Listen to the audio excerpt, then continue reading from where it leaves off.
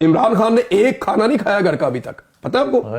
آج 557 دن ہو گئے جب میں اور آپ بات کر رہے ہیں, ایک کھانا اس آدمی نے گھر کا نہیں کھایا اس وقت سے لے کر اب تک, ایک کھانا اس نے گھر کا نہیں کھایا. آپ کو پتا ہے آخری تیتر اس نے کب کھائے تھے؟ آپ نے کھلائے ہوں گے. میں جس دن ملک چھوڑ رہا تھا نا, میں نے اس کے لیے رکھے ہوئے تھے 10 تیتر سوسی پاٹری.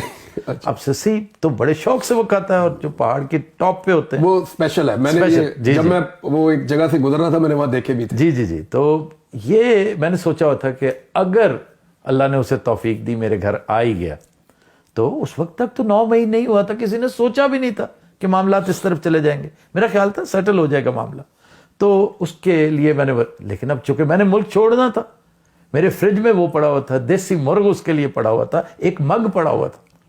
اب وہ ساری چیزیں میں نے, کہتے ہیں اس کو گیس کو, سب کو گیس کو مگ, میں نے بڑی دفعہ ذکر کیا, کینیڈین جانتے ہیں اس کو مگ کو. میں نے ایک, میرے پاس پاڑا ہرن نہیں تھا, ورنہ وہ بھی میں اس رات ساری رات میں نے لگا کے خود کوکنگ کی. 2 میرے ساتھ اسسٹنٹس تھے. میں نے کہا صبح یہ خان کے پاس پہنچنا ہے. اب میں دبئی پہنچا ہوں اور میں نے خان سے پوچھا ٹیکسٹ کر کے کہ کیسا لگا, تو کہتا ہے کہ میں ایکسپیکٹ کر رہا تھا کہ تم مجھے ڈنر میں بھیجو گے, لیکن وہ پھر مجھے بھی دیر ہوگی اور تمہاری طرف سے بھی لیٹ آیا, اس کو نہیں پتا تھا کہ پہنچے ہی صبح تھا. کہتا ہے میں نے بہت کم اتنا لذیذ تھی, یہ اس کے الفاظ ہے کہ اٹ واز سو ڈیلیشس.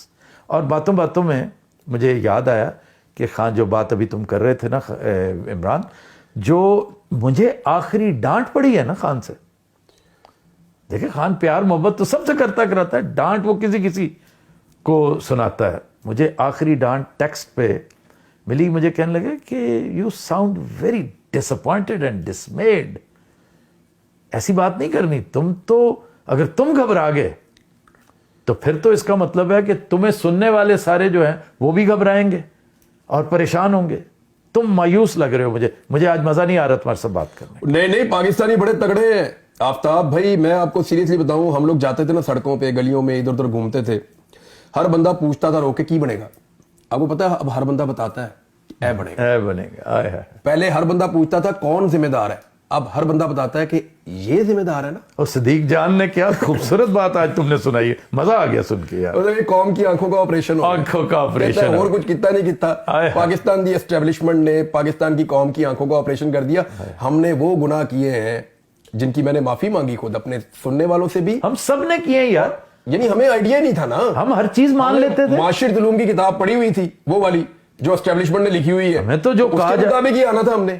دیکھو یہ وہ فورس ہے جس سے یہ محروم ہو گیا. سر اب ہم دیکھیں نا مقبوضہ کشمیر کی ہم بات کرتے ہیں, میں آپ کو سیریسلی بتاؤں, ابھی میں احمد فرحات صاحب کا ٹویٹ پڑھ رہا تھا, بڑا باکمال آدمی ہے, بہت زبردست انسان ہے. احمد فرحات صاحب لکھتے ہیں کہ آزاد کشمیر کا نوجوان ایئرپورٹ سے ایک اور اغوا کیا گیا اور اب لاپتہ ہے چند دنوں سے, اور وہ یہ کلیم کر رہے ہیں اور انہوں نے بتایا کہ آزاد کشمیر سے کئی نوجوانوں کو گزشتہ چند مہینوں میں اغوا کیا گیا ہے, لاپتہ کیا گیا جبری طور پہ. اب آپ مجھے بتائیں کہ ایسے ملک چلے گا؟ بلوچستان میں چلے جائیں, وہ کہتے ہیں جی ہمارے لوگ لاپتہ ہیں.